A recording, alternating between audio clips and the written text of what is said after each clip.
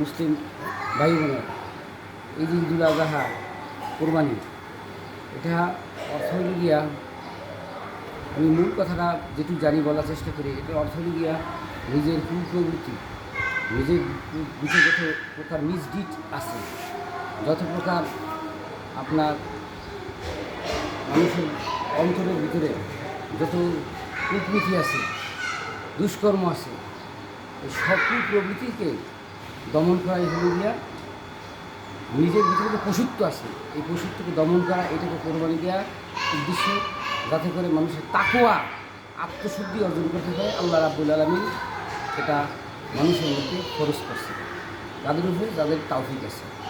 সুদ, ঘুষ, জেনা, ব্যভিচার, দুর্নীতি, কালোবাজারি, লুটতরাজ, চুরি, ডাকাতি, এই টাকা দিয়ে কোরবানি করলে আমার জানা মতে, আমি জানি না যে হয় কি হবে কি না, এটা আমি জানি না।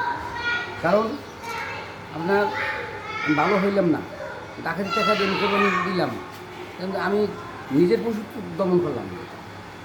এরপরে কোরবানি দিলাম, কোরবানি দিলে এরপরে পরবর্তী কাজ কী, যে 3 ভাগের 1 ভাগ আত্মীয় স্বজন দিতে হবে, 3 ভাগের 1 ভাগ নিজে রাখতে হবে, 1 ভাগ খুঁটি মিশিয়ে দিতে হবে।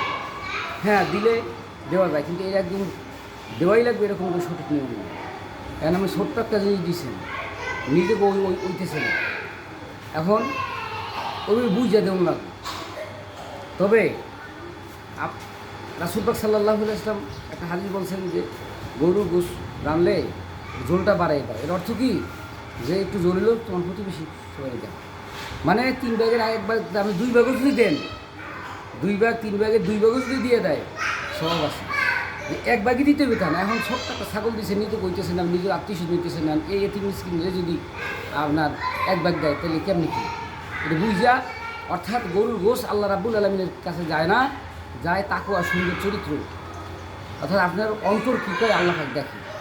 যার অন্তর যত পরিশুদ্ধ তার কোরবানি হবে, আর যার অন্তরের মধ্যে কপটতা বন্ডামি আছে এর হবে না।